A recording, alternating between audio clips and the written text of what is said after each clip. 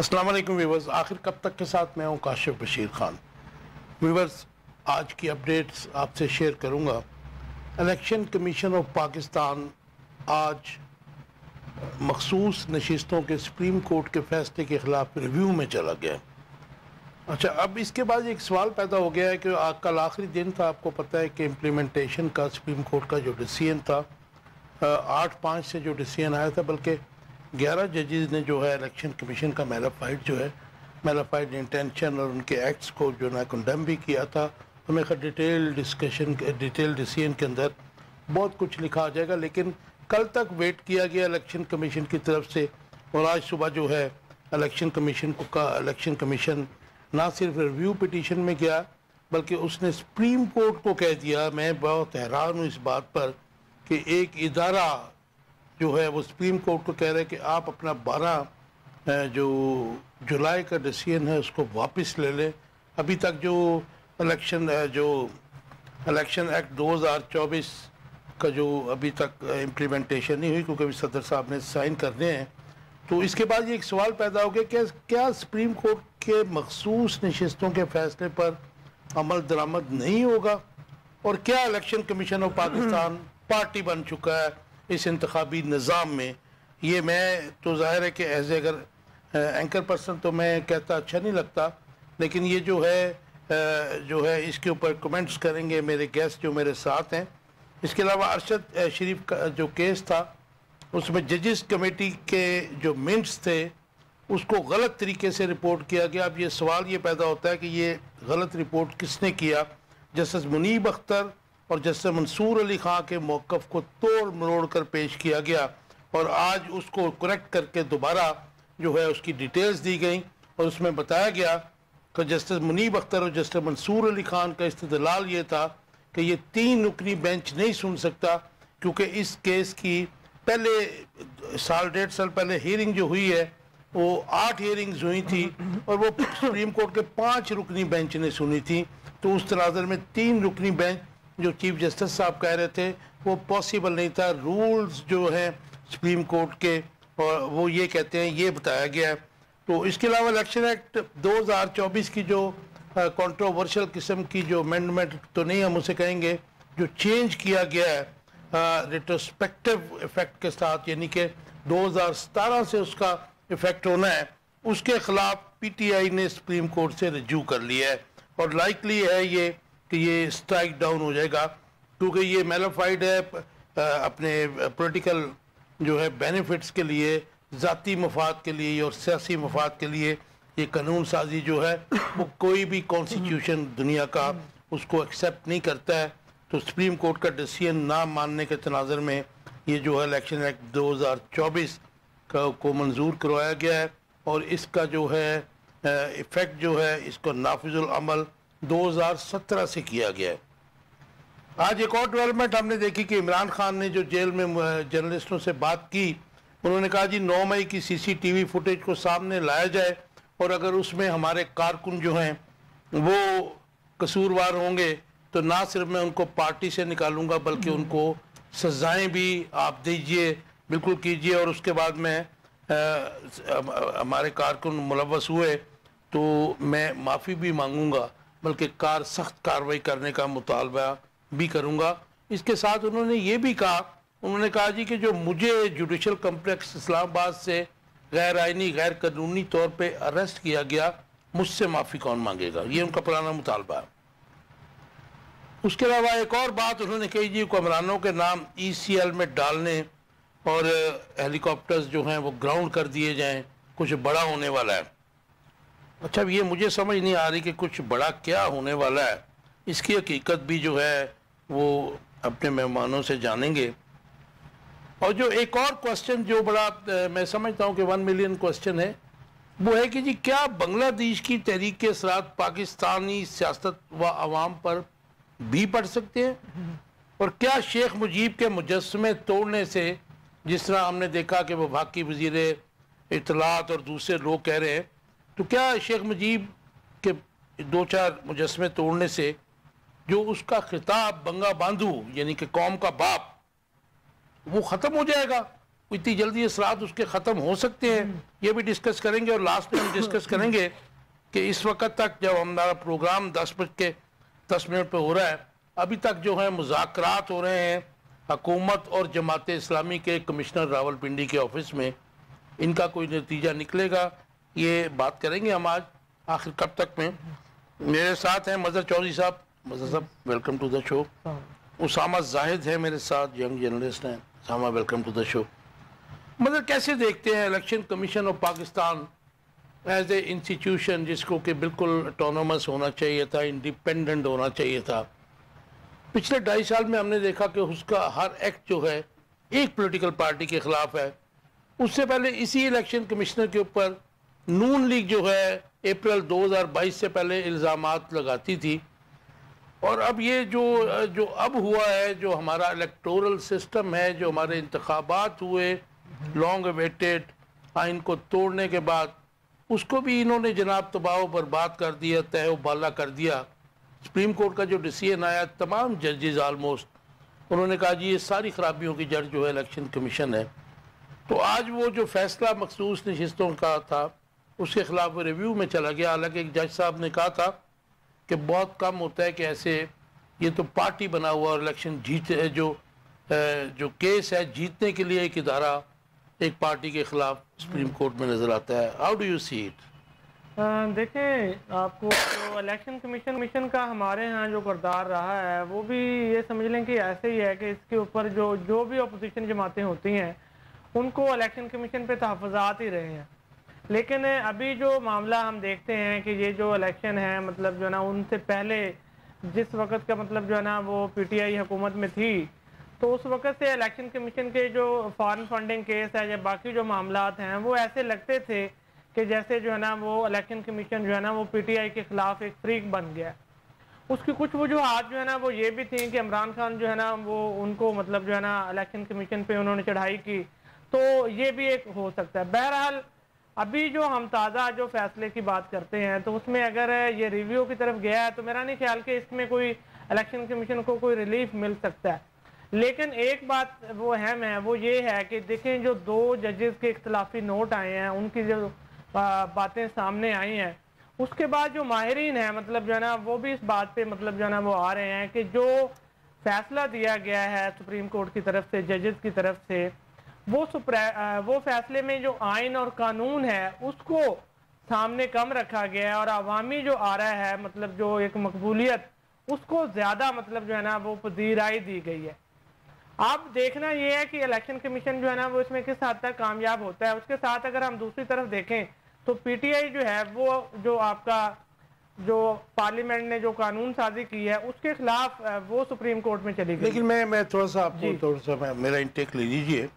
मतलब वो जो 2 जजेस का इख्तलाफी नोट आया है वो भी कहते हैं कि अनप्रेसिडेंटेड है, क्योंकि आज तक ऐसे हुआ नहीं है कि डिटेल जो डिसीजन नहीं आया और वो उनका डिसीजन आ गया। अभी तो डिटेल डिसीजन आना है। और एक बात हम भूल जाते हैं कि जिस तरीके की आज रिव्यू पिटीशन इलेक्शन कमीशन ने की है, ये वही बयानिया है, वही नरेटिव है कि जो कि नून लीग कर रही है, जो पोर्ट्रे कर रही है।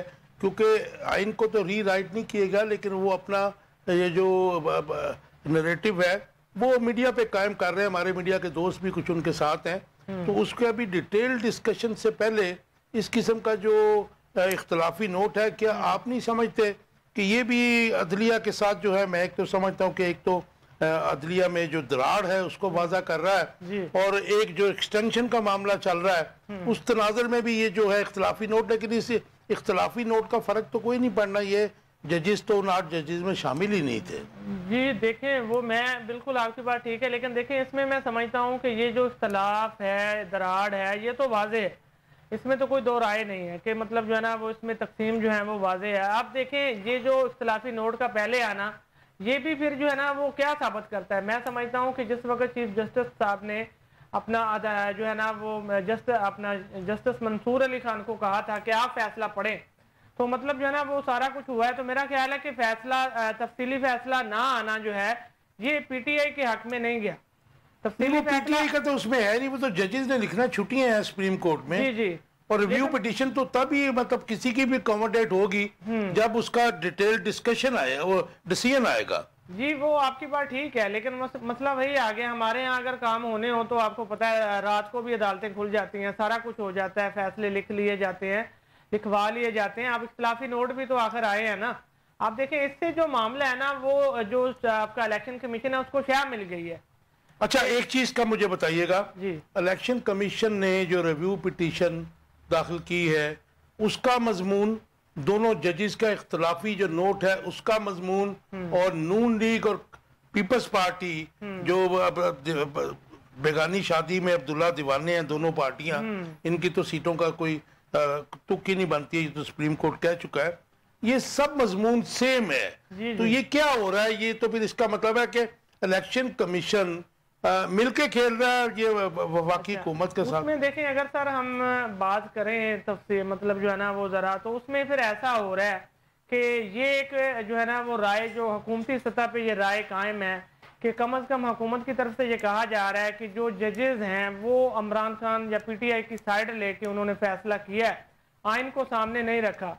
तो ठीक है, अगर ये ऐसा करते हैं तो फिर हमारे पास पार्लियामेंट है, हम कानून साजी कर सकते हैं। मजहर चौधरी, इन्हीं जजेस ने अरबों रुपए की करप्शन के ऊपर कन्विक्टेड प्रोक्लेम ऑफेंडर मियां नवाज शरीफ को पाकिस्तान में आने भी दिया, इसके जो केसेस है माफ किए। मनी लॉन्ड्रिंग का बहुत ओपन एंड शट केस था, जिस दिन ओथ उठाया मियां शहबाज शरीफ ने, इन्हीं कोर्ट से इनको रिलीफ मिला। ऐसा कोई रिलीफ इमरान खान को तो अभी तक नहीं मिला ना जी। देखिए मैं समझता हूँ मिल सकता है वो, देखें अब उसके लिए भी जो है ना वो जो माननी पड़ेगी बात, एक जो प्रोसेस है वो शुरू हो गया है। अच्छा, प्रोसेस किस तरह शुरू है कि इमरान खान साहब ने मशरूत माफी मांग ली है। आप जो है ना वो मैं समझता हूँ कि इसके आगे वाला जो मरहला आगे बात करते हैं हम माफी पे भी, वही मैं कह रहा हूँ, ये इसको भी मैं मेरे ख्याल में मीडिया गलत कोट कर रहा है इसको। तो चले बहरहाल मैं समझता हूँ कि इमरान खान की आप भी इधर है, मैं कहता हूँ कि देखें मैं पहले यही बात कहता रहा हूँ कि नवाज शरीफ के खिलाफ जो केसेस हैं उनकी जो नौयत है वो सियासी है, और इमरान खान के खिलाफ जो केसेस बनाए गए हैं उनकी नौयत भी सियासी है। देखें जिस बंदे लेकिन वो करप्शन का आंसर जो ओपन एंड शट केसेस थे, वॉल्यूम 10 था, उसके अलावा आपको भी पता है कि 169 सफे का जो इतराफी नोट लिख के दिया था, वादा मुआवजा बने थे 2000 में समधी साहब जो आज डिप्टी प्राइम मिनिस्टर हैं, तो वो सब चीजें तो ऐसे नहीं थी। वो देखें मैं समझता हूँ कि यही आपकी अदालतें थी ना। देखिए काजी साहब तो अब आए हैं, काजी साहब से पहले भी आकर मतलब यहाँ जजेस रहे हैं, यहाँ बंदयाल साहब भी रहे हैं, सारे कुछ रहे हैं। तो उसी दौर में मेरे ख्याल में एहतसाब का जो नारा है वो जब निकाल देना चाहिए पाकिस्तान में। एहतसाब वाली बात ही नहीं है यहाँ जो है ना वो सिर्फ सियासी। अच्छा, लूटा कुछ सियासतदानों ने तो फायदा ब्यूरोक्रेसी वगैरह ले गई बहुत ज्यादा। हाँ जी बिल्कुल ऐसा ही हुआ है। आप देखें वो इनको तरीके भी बताती रही और इनसे ज्यादा लूट के निकल गए। आप देखें यही मामला है, मैं इसी को कहता हूँ कि देखें अगर एक बंदे के खिलाफ करप्शन के केसेस हैं, उसके खिलाफ संगीन इल्जामात, सॉलिड एविडेंस के साथ कन्विक्ट करना चाहिए उसको। जी बिल्कुल, उसमें देखें आपकी सारी अदालतें हैं दर्जा बदर्जा, आपकी सुप्रीम कोर्ट भी है, आपके यही इस्लामाबाद हाई कोर्ट ने जो है ना रिलीफ दिया है सबको, मरियम नवाज को दिया है, नवाज शरीफ को दिया है, बाकी लोगों को दिया है। तो देखें ये तो फिर हमारी अदलिया की फेलियर है ना। अच्छा, ये बिल्कुल ठीक आप कह रहे हैं, ये हुआ ही है। उसामा कैसे देखते हैं मखसूस नशिस्तों के फैसले के खिलाफ रिव्यू में चला गया? बड़ी अलार्मिंग बात है मेरे लिए, क्योंकि सुप्रीम कोर्ट के डिसीजन जो हैं वो बाइंडिंग है पाकिस्तान के तमाम इदारों पर, रियासत के तमाम बशिंदों पर। और ये इसने 15 दिन वेट किया, फिर 7 दिन वेट किया, और आज वो चला गया उसमें ये रिव्यू में कि जी आप अपना फैसला वापस कर लें। इज इट पॉसिबल कि एक इदारे के कहने पर सुप्रीम कोर्ट के 8 रुकनी जो बेंच था, जो 8 जजेस पर मुश्तमिल फैसला था, उसको वो वापस ले लें? सीधा सीधा काशिफ साहब जंग जारी है। मैं थोड़ा सा पहले 12 जुलाई को सुप्रीम कोर्ट ने सुन्नी इत्तेहाद कौंसिल की दरख्वास्त पर फैसला दिया था।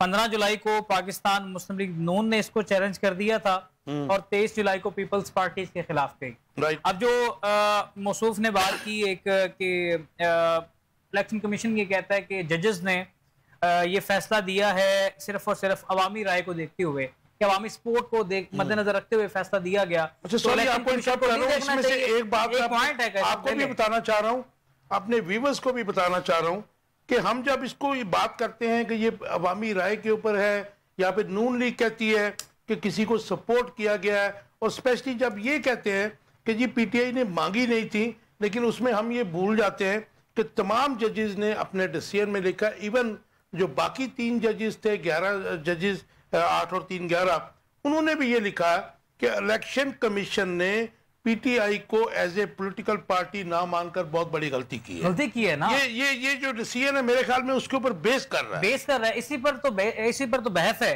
जब एक पूरी पॉलिटिकल पार्टी को आप इलेक्शन सिनेरियो से बाहर फेंक रहे हैं तो ये भी तो एक सवाली निशान हो गया इलेक्शन कमीशन ने इस पॉइंट को भी रद्द कर दिया। तो फिर उनके जीते हुए लोग कहीं तो जाएंगे गलती भी की ना, एक गलती अपने ऊपर भी थोप ली। कहता है कि अवामी राय को मद्देनजर रखते हुए जजेस ने फैसला दिया, तो आपने अवामी राय को क्यों मुतासर किया?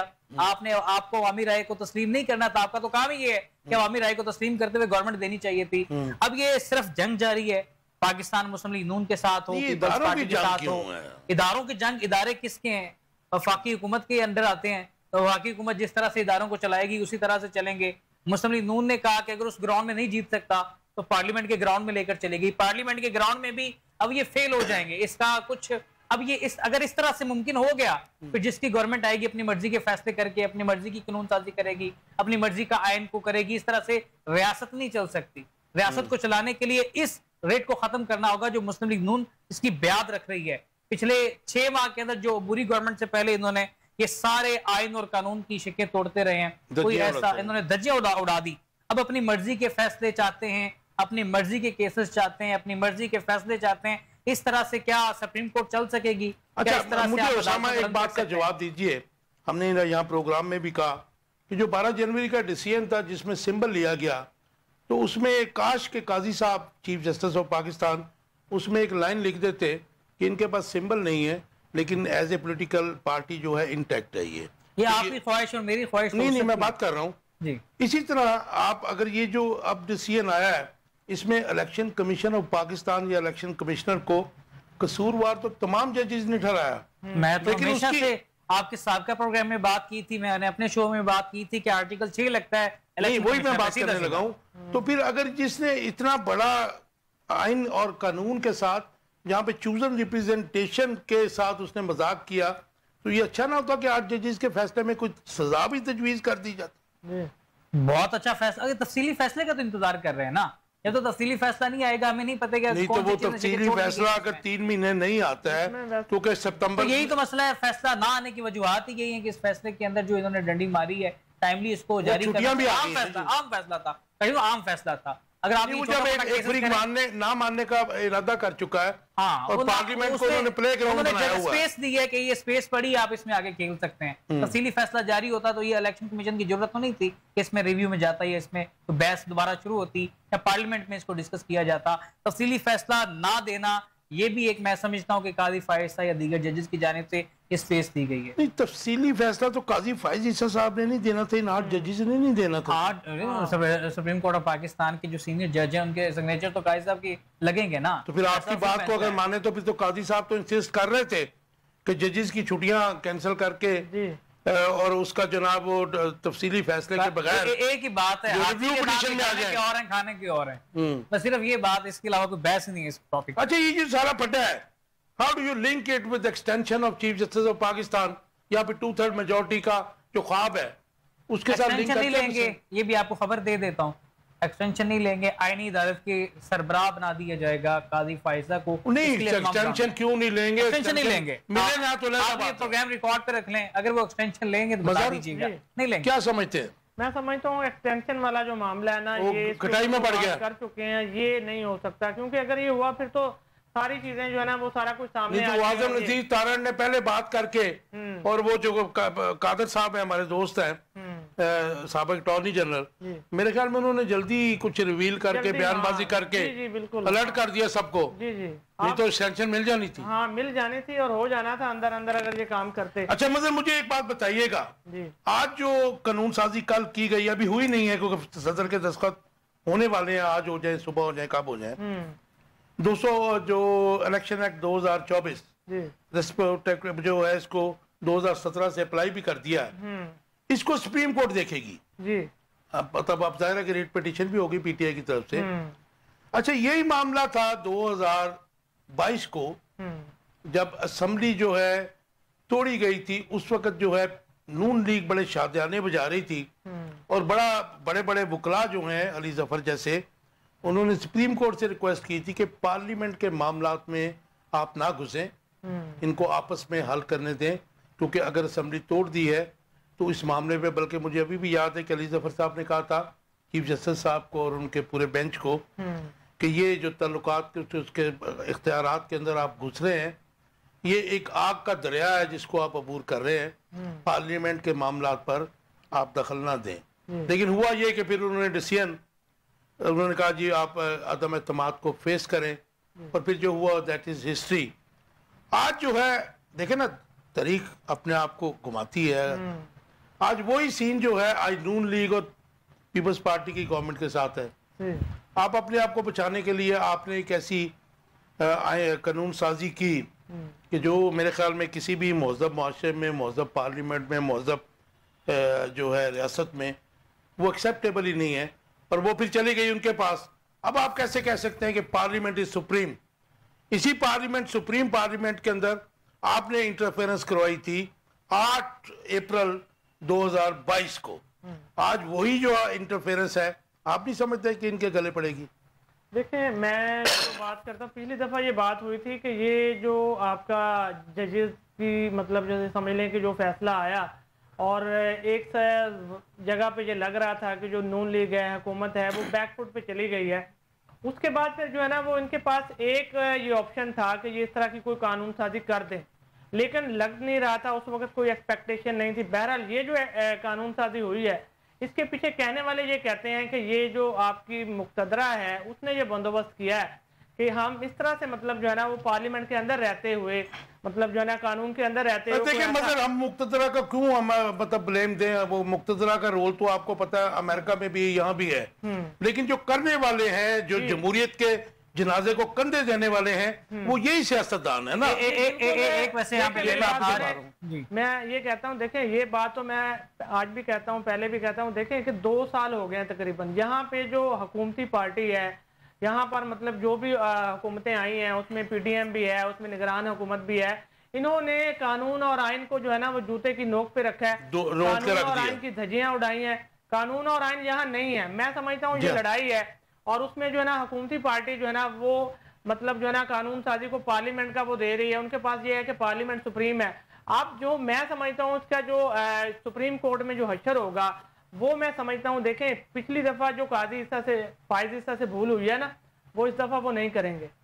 इस दफा इसके ऊपर बेंच बनेगा और ऐसे जजेस उसमें शामिल होंगे कि ये जो आपकी पीटीआई की तरफ मतलब जो है ना उन्होंने उम्मीद है कि सुप्रीम कोर्ट जो है ना वो यहाँ उन्हें, लेकिन मैं आपको बता दूं कि जहाँ पे बेंच बनने जो कमेटी है उसमें काजी साहब हैं, जस्टिस मुनीब अख्तर साहब हैं, और आपको पता है जस्टिस मंसूर अली शाह साहब हैं। हाँ। इसके ऊपर लड़ाई की बातें तो बाहर तक आई हैं। हाँ। कि काजी साहब इंसिस्ट करते रहे, फिर अनफॉर्चुनेट है कि उन्होंने कहा जी रिव्यू पिटीशन लगाएं, आगे चलते हैं। ये अरशद शरीफ के कत्ल केस में एक आपने देखा कि एक 3 रुकनी बेंच बन गया, जिसको मंसूर अली शाह साहब ने, जस्टिस मंसूर अली शाह साहब ने फौरी तौर पर उन्होंने हियरिंग खत्म करके उन्होंने कहा जी गलती से लग गया है। और उससे पहले जो है आज उसकी रिपोर्ट्स आ रही हैं, जो मीटिंग हुई थी जजिस कमेटी की, तो उसामा ये मुनीब अख्तर और जस्टिस मंसूर अली शाह साहब के मौक़िफ़ को उन्होंने कहा जी तोड़ मरोड़ कर पेश किया गया। हमने यही कहा था कि इस केस की हियरिंग लास्ट ईयर हुई थी और 5 रुकनी बेंच ने 8 हियरिंग्स की थी, तो अब आप 3 रुकनी बेंच इसको नहीं सुन सकता। जो सुप्रीम कोर्ट के जो प्रोसीजर है या उनके रूल्स हैं उसके मुताबिक, तो फिर उन्होंने कहा जी कि इसको मिस इंटरप्रेट किया गया है, और उस तनाज़ुर में उन्होंने कहा जी इसकी क्लैरिफिकेशन आए। तो ये सुप्रीम कोर्ट में कौन कर रहा है? क्योंकि ये दोनों ही जो हैं हमारे फ्यूचर के चीफ जस्टिस हैं। जस्टिस मंसूर शाह का ज्यादा चांसेस नजर आ रहे हैं, लेकिन बहरहाल आपकी बात नहीं, वो तो सीनियरिटी पे वही आ रहे हैं ना भाई। अच्छा, जो अरशद शरीफ साहब का केस है ना, ये फ्रीज करके रख दिया गया है कि थोड़ा सा वक्त गुजरने दें, इसमें आम शख्सियत को इन्वॉल्व करने के लिए ये लॉन्ग टर्म के बाद इसे दोबारा खोला जाएगा। कि आपके 2 जजेस भी सुनेंगे, इसके 3 भी सुनेंगे, इसको 1 जज भी सुनेगा, इसको सारे जज सुनेंगे। ये फ्रीज किया गया है। ये इसका जो उधर बेंच बन गया है मंदोखेल साहब की। एहलिया इनकी जीती है केस वहाँ पे कीनिया में। नहीं, अब तो ये तो वो बात हो गई है। जीतने के बाद इसको सुनना चाहिए था। 3 रुकनी बेंच बनाया गया था, ये किसने बनाया? ये सर ये मसला नहीं, आप मेरी बात नहीं समझे। इस केस को फ्रीज किया जाएगा। ये आप जो बेंच बना रहे हैं, ये बेंच बन गया ना जस्टिस मंदोखेल साहब की केस को चलाया जाए, इसकी डेट आ जाएगी, आप देख लीजिएगा। इसकी दोबारा फिर डेट आ जाएगी। आपका मतलब है कि केस चलेगा नहीं, इस केस को फ्रीज किया जाएगा लॉन्ग टर्म के लिए, इसमें आम शख्सियत को इन्वॉल्व करके उसे मंतकी इंजाम तक पहुंचाया जाएगा। लेकिन अभी ये तो यार आम शख्सियत माजी का प्राइम मिनिस्टर तो आपके पास है, डालें उसका नाम, आप जितने मर्जी आप डाल लें, आप इस वक्त जितने मर्जी आप बेंच इमरान खान का हियरिंग नहीं होगी। आप ये इसी हियरिंग पे देख लीजिएगा, इसकी हियरिंग कितनी डेट पड़ती है, इसके 2-2 माह की डेटें पड़ेंगी इसके साथ। जी नहीं तो आप क्या समझते हैं कि ये जो इनके साथ हो रहा है, क्योंकि आप जो कमेटी है प्रैक्टिस एंड प्रोसीजर बिल की मंजूरी के बाद 3 रुकनी आपको पता जी कमेटी है, उसने ही डिसाइड करना होता है ना जी। तो उसमें जो ये जो हो रहा है, जो कुछ हो रहा है, तो इसमें आप किसको कसूरवार ठहराते हैं? ये तो काम बड़ा ख़राब है, क्योंकि रजिस्ट्रार जजीरा जो हैं वो भी काजी साहब जब आए थे वो खुद लेके आए थे उनको अपने साथ। काम तो रजिस्ट्रार का होता है ना जी। काजी साहब की मेन इन्वॉल्वमेंट मौजूद है इसमें। इस पर पहले डिबेट की थी, मेरे पर अभी FIA का नोटिस वो पड़ा हुआ है, उसको भुगत रहा हूँ। अगर मैं फिर बोलूंगा इस केस पे तो मुझे नहीं पता, काजी साहब फिर बुला लें इसमें। वो काजी साहब क्यों बुला रहे हैं? हम तो बात कर रहे हैं कि हमारे तमाम इदारे जो हैं पोलिटिसाइज हो चुके हैं, ग्रुपिंग जो है ग्रुपिंग खतरनाक है। ग्रुपिंग खत्म हो सकती है। ये जो मुक्तदरा की बात कर रहे हैं इनकी इन्वॉल्वमेंट भी खत्म हो सकती है। सिर्फ अदलिया स्टैंड ले, पहली दफा भी अदलिया ने इस सारे झंझट से आपको निकाला था, लेकिन अदलिया के हेड जो हैं वो 6 जजेस ने, अदलिया के हेड वहां पे गोदी में जाके बैठे हुए 6 जजेस ने 27 मार्च को खत लिखा। 8 जजेस के फैसले को आप नहीं मान रहे ना, 6 जजेस हाई कोर्ट के 6 जजेस ने एक इंटरफेरेंस की बात की, वो अभी तक कुछ नहीं हुआ। अच्छा मजर कैसे देखते हैं? एक तो ये मुख्तसर सा इसके ऊपर दे दीजिए कि इलेक्शन एक्ट जो 2024 है PTI सुप्रीम कोर्ट में चली गई है, क्या प्रॉस्पेक्टिव नजर आ रहे हैं? देखिए सुप्रीम कोर्ट जो है ना, वो सुप्रीम कोर्ट में मुझे इस केस का जो है ना वो लगता नहीं है कि जो PTI को इस हवाले से कोई रिलीफ मिल सकता है, इंसाफ मिल सकता है। देखिए मैं समझता हूँ कि ये जो कानून साजी हो रही है, ये सारी कानून साजी क्या है कि जिस तरह की मिसालें जो है ना आप सेट की जा रही हैं, मैं तो आने वाले वक्त से खौफजदा हूँ कि आगे बाद में नहीं मजर आप कैसे कहते हैं? क्योंकि ये जो कानून साजी की गई है, एक तो इसका इतलाक होगा 2017 से जी। आप देखें ना, इलेक्शन एक्ट 2017 के तहत 2018 का भी इलेक्शन हुआ, 24 का भी हुआ जी। आपने जब इलेक्शन हो गया, आपने उसको सारा अपने फायदे, सियासी और हुकूमती फायदे के लिए आप उसको पीछे से लागू करके, ये तो नहीं हो सकता कि 2024 का जो इलेक्शन है उसके ऊपर अब आप जो है एक्ट बनाए। और ये तो फिर बच्चे को नजर आ रहा है कि ये इलेक्शन एक्ट 2024 में जो कुछ है, हमने पहली दफा देखा कि उसमें लिखा गया जी इस एक्ट के ऊपर किसी अदालत के फैसले का असर नहीं होगा। इज इट पॉसिबल कि किसी रियासत में ऐसा हो सके? जी बिल्कुल ऐसा नहीं हो सकता। ये तो बरतानिया की जो पार्लियामेंट है, आपको पता है मदर पार्लियामेंट कहते हैं, वहां भी ऐसा कोई कानून नहीं आ सकता। आप ये समझे, मैं इसी वाले से आपका जो सिनेरियो है पस मंजर वो बताना चाहता हूँ कि हुकूमती जो आपके हल्के हैं वहाँ ये तासुर कायम हो चुका है कि PTI को जो है ना वो अदालत में, सुप्रीम कोर्ट में रिलीफ दिया जाता है, ठीक हो गया, दिया जा रहा है। और अब हम जो है ना वो इसका हल, हमारे पास पार्लियामेंट है कि हम ऐसा कानून बनाएं, उसमें ऐसी चीजें रख दें शुरू से कि वो चैलेंज ना हो सके, उसके ऊपर सुप्रीम कोर्ट कुछ कर ना सके।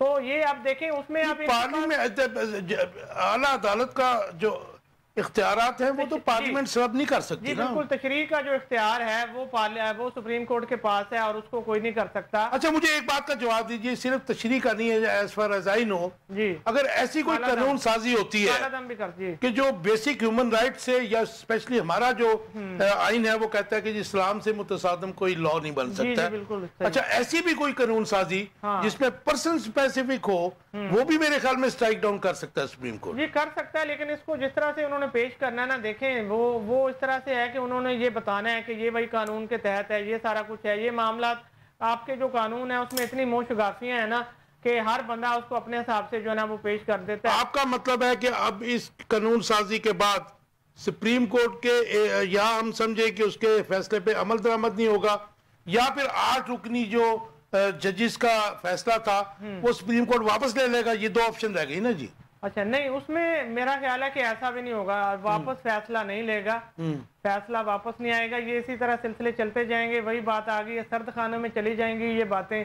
और जो है ना ये वाला जो मामला है इसके ऊपर देखना पड़ेगा कि सुप्रीम कोर्ट जो है ना जो अभी कानून साजी हुई है इसके ऊपर क्या कमेंट्स करती है। क्या एक बात वैसे पॉजिटिव है जो राना सनाउल्लाह साहब ने आज बात की है कि इमरान खान को वापस सियासतदानों में आना चाहिए और वापस सियासतदानों में आके वो कहते हैं कि मेरे सियासी मुखालिफ जरूर हैं लेकिन दुश्मन कंसिडर नहीं करता।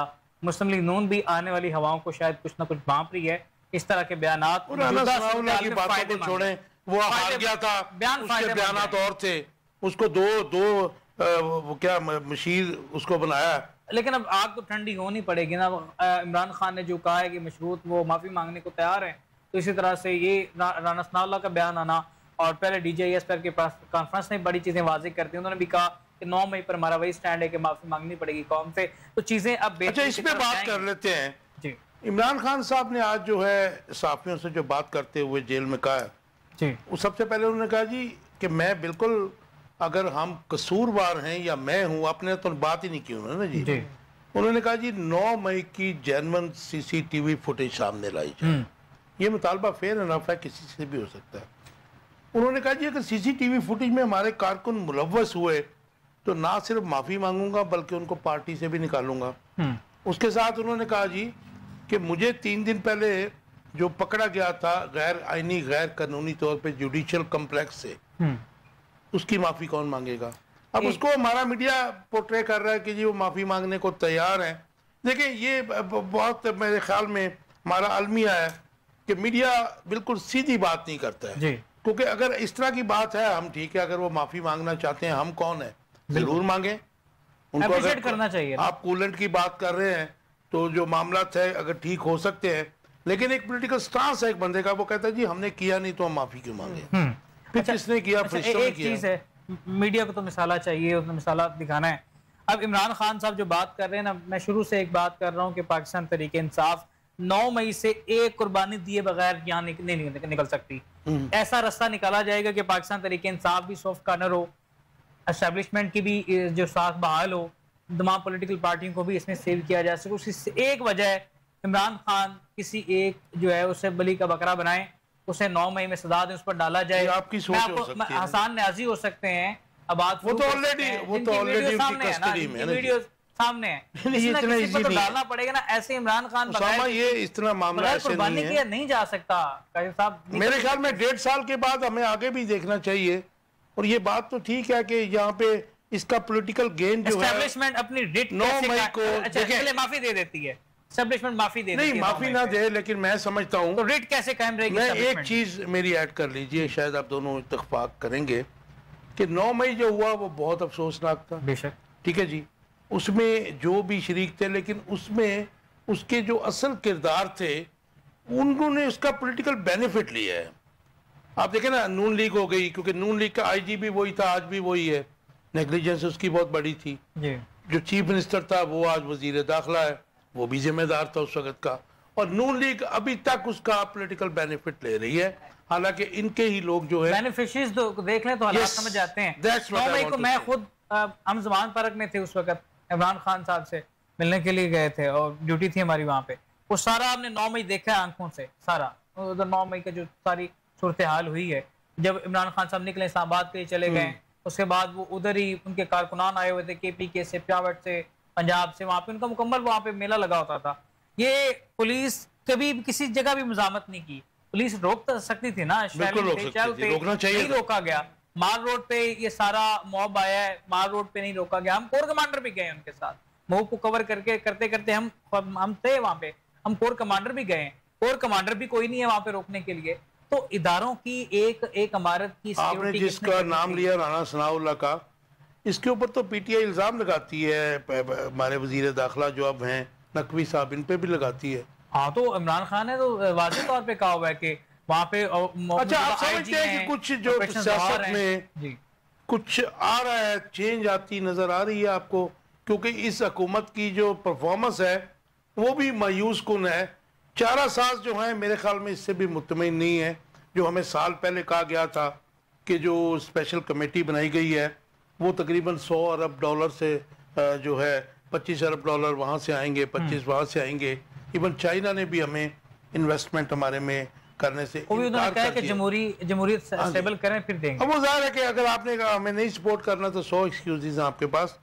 तो बजाय तो ये इस वक्त पाकिस्तान की इकोनॉमी की पोजीशन ये है कि हम फॉरेन एड के बगैर नहीं चल सकते, लेकिन हमारे दोस्त ममालिक भी हमें इनकारी हैं। तो आप समझते हैं कि ये हुकूमत भी जो है इसके भी दिन गिने जा चुके हैं। अवामी हमायत के बगैर कोई भी कितनी भी ताकतवर गवर्नमेंट हो वो ना स्टे कर सकती है ना स्टेबल कर सकती है। मगर मुझे बताइएगा कि एक तो ये इमरान खान साहब का जो आज है स्टेटमेंट है, एक तो प्रॉब्लम ये आती है कि एक्चुअल जो स्टेटमेंट होती है वो जेल के बाद जो रिपोर्टर्स जाते हैं उसको भी जाहिर है कि बाइस्ट करके, और मेरे ख्याल में एक्चुअल जो भी उनका बयानात हैं वो नहीं पहुंचते हैं हम तक। आपने सुन लिए कि जो हैं, क्या आप समझते हैं कि कुछ डेवलपमेंट ऐसी होती नजर आ रही है कि इमरान खान साहब का भी स्टांस, और स्पेशली उन्होंने जब ये कहा कि हुक्मरानों के नाम ECL में डाल देने चाहिए और हेलीकॉप्टर जो है फौरी तौर पे ग्राउंड कर देने चाहिए, कैसे देखते हैं? देखिए ये तो उनकी मतलब जो है ना वो आपको जो मंजरनामा है बांग्लादेश का, मतलब उसको सामने रखते हुए ये बात की गई है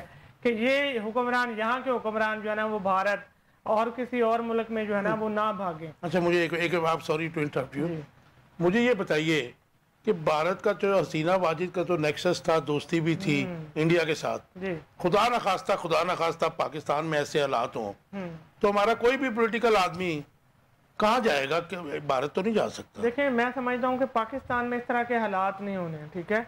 उसकी वजह, सबसे बड़ी वजह यह है कि जो इन हसीना वाजिद को वहाँ की फौज नहीं लाई थी, वहाँ की मुक्तदरा नहीं लाई थी। यहाँ मामला और है, जिन लोगों ने इनको बिठाया हुआ है ना वो उनको सेफ एग्जिट देंगे। लेकिन मैं आपको थोड़ा सा करेक्ट कर दूं जी, ये फौज बिल्कुल ऑन बोर्ड थी उसकी जो हसीना वाजिद के साथ, बल्कि जब वहाँ के जो आर्मी चीफ हैं उनकी रिश्तेदारी भी है हसीना वाजिद के साथ। जी वो आपकी बात वो, लेकिन जब अवामी रद्द-ए-अमल आया जी, तो फिर वो जो कहते हैं ना, वो एक शेर था हमने बचपन में पढ़ा, जब लाभ चलेगा बंजारा, तो फिर सारे ही साइड पे हो गए। अच्छा, दूसरा मैं देखता हूँ, देखिए इसमें जो पहले हमें इस बात पे बात करनी चाहिए कि मैं समझता हूँ कि इमरान खान जो है ना, उनकी जो ये बात आई है, मतलब जो है ना मशरूत तौर पे जो है ना वो एक्सक्यूज करने को तैयार हैं, और साथ में उन्होंने ये लगाई है कि ये मामला जो है ना CCTV फुटेज है वो अगवा किया गया है, मतलब उसकी भी जिम्मेदारान है, वो भी माफी मांगे। तो देखिए उन्होंने बात तो यहाँ पे एक मंतकी बात की है, लेकिन मैं समझता हूँ कि कल को ऐसी नौबत ना आ जाए कि कल इमरान खान जो है ना वो गैर मशरूत तौर पे माफी मांगने पे मजबूर हो जाए, तो उससे जो इमरान खान का जो एक वो बन गया ना, एक इमेज बन गया है, वो पाश हो जाएगा। और खास तौर पे अभी जो हमारा बांग्लादेश में जो कुछ देखा गया, सारा कुछ देखा गया, तो मैं समझता हूँ ये माफी वाली बात अभी ना ही आती तो बेहतर थी। नहीं, आप समझते हैं कि इमरान खान हमने बहुत अरसे के बाद देखा, क्योंकि हमने हमारी जवानी से बुढ़ापे तक का जो सफर है वो सारा इन करप्ट हुक्मरानों नवाज शरीफ और जरदारी फैमिली को देखते ही गुजर गया। एक नजरियाती किस्म का स्टांस या फिर एक बड़ा फर्म किस्म का स्टांस हमने भुट्टो साहब के बाद नहीं देखा किसी का। तो एक साल की इतनी तंगी के बाद आप समझते हैं कि गैर मशरूत माफी मांग लेंगे वो? हाँ, लेकिन मैं देखता हूँ कि ये जो मशरूत माफी है ना, ये जिस वक्त ये सामने आई है ना चीज, ये भी इमरान खान की कमजोरी पे दलालत करती है कि किसी ना किसी तरह से। देखें उन्होंने पहले फ्रिज की बात की कि मुझे ये मतलब सहूलत दी जाए, जैसे मतलब लगता है कि वो जैसे तंग आ चुके हैं, मतलब उनके साथ जो सलूक हो रहा है, जिस तरह से मतलब जो है ना वो गर्मी है या जिस तरह भी उनको बिहेव किया जा रहा है, वो तंग आ चुके हैं। आप देखें अगर ये इमरान खान मुज़ाकरात के लिए भी उन्होंने ऐसी बातें कर दी, देखिए वो ये सारी चीजें उनकी कमजोरी पे दलालत करती हैं। मैं समझता हूँ इस वक्त जो है ना, अगर हम कोई इनकलाब, कोई तब्दीली या बांग्लादेश के जो हालात हैं मतलब उनको अगर यहाँ देखना चाहते हैं तो फिर आपको जो है ना वो खड़े होने की जरूरत है। और मतलब मैं आपकी तरफ दोबारा आता हूँ जी, कैसे देखते हैं ये जो मतलब सारा है जो उन्होंने एक बात की है इमरान खान ने, उन्होंने कहा जी हुक्मरानों के नाम जो है ECL में डालने होंगे और हेलीकॉप्टर्स ग्राउंड करने की जो है कर देने चाहिए। कुछ बड़ा होते देख रहा हूँ मैं, ये क्या बात है? वो पीर तो नहीं है? नहीं पीर नहीं है, लेकिन जेल में बैठे बैठे इंसान के अंदर ना दिमाग बहुत तेज दौड़ता है। अकेला आदमी है ना, तन्हाई बहुत दूर ले जाती है, दिमाग तेज चलता है कि या फिर मुलाकातें मेरे भाई ने बात की कि उनकी कमजोरी की दलालत देती है कि उन्होंने फ्रिज मांग ली है, गर्मी से उकता गए। ये तो बड़ा मजबूत बयान दे दिया उन्होंने कि उनके भी नाम ECL में डाल दे, मेरा भी डाल दे, देखते हैं कौन भाग के जाता है। ये तो इमरान खान की मजबूती की बात कर दी ना उन्होंने। इमरान खान यकीनी तौर पे अभी तक मजबूत हैं, बड़ी देर पहले माफी मांग लेते, जो मुश्किल वक्त तो गुजार लिया, पहला मंथ मुश्किल होगा, दूसरा होगा, अभी तो वो एडजस्ट कर बैठे हैं खुद को। साल के बाद अभी साल हो गया, साल में तो बड़ी चीजें सामने आ जाती हैं, कोई उनके रूल ऑफ स्ट्रॉन्ग उसका शख्स है, असाबी तौर पे मजबूत है, स्पोर्ट्समैन आदमी है, वो कहता है साइकिल ला दो, कानों का हल्का भी है, जिद्दी भी है। हाँ, कानों का हल्का तो बिल्कुल ऐसी बात, आप बिल्कुल ठीक बात कर दी।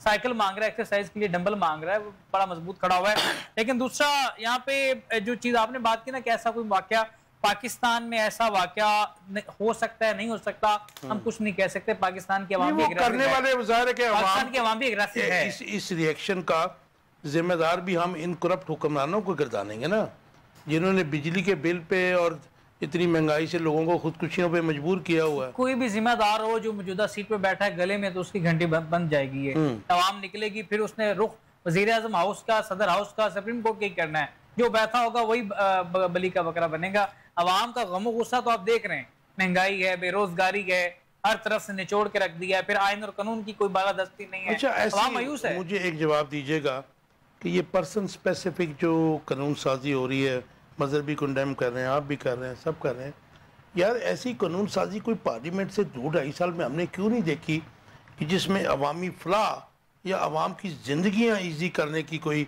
कानून साजी हो? आपने देखी ऐसी कोई कानून साजी नहीं। एक तो वो कारी फायसा साहब का आना भी कंट्रोवर्सी में, उनका बैठना भी कंट्रोवर्सी में, उनका हलफ भी खत्म हो गया ना जी। वो पार्लियामेंट की बात कर रहा हूं, उनके नायब अमीर ने 1 करोड़ रुपया लगा दिया, फिर 5.5 करोड़ रुपया कारी फायसा के सर पे लगा दिया।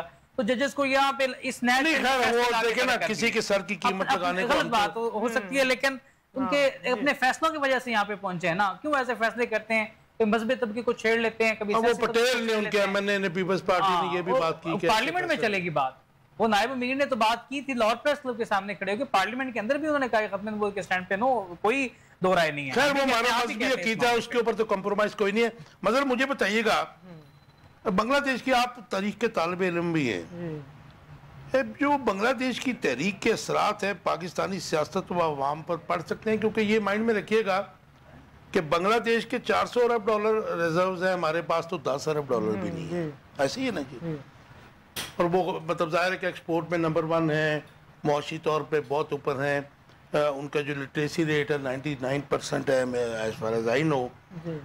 तो जो शेख मुजीब के मुजस्समे को 2-4 तोड़े हैं, उससे बंगा बांधू का जो उनका खिताब था वो ख़त्म हो गया। कि ये एंगर सिर्फ, मैं समझता हूँ, मेरी अपनी ओपिनियन ये है कि ये एंगर सिर्फ खालदा ज़िया पे था, और सॉरी हसीना वाजिद के खिलाफ था, और वो भी इसलिए था कि उन्होंने इंसानी हकूक़ की पामाली की, पॉलिटिकल विक्टिमाइजेशन की, अवाम के जो आपके राइट्स हैं उनको स्लप किया।